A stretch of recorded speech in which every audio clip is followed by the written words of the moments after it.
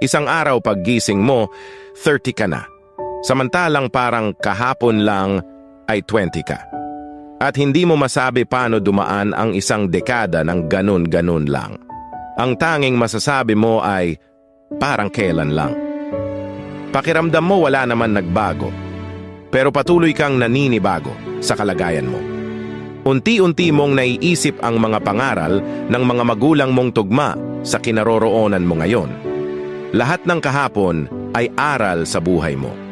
At ang bawat umaga ay panibagong pag-asa.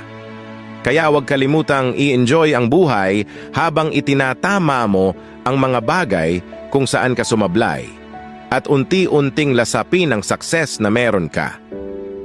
Dahil bukas, 40 ka na. Parang kailan lang.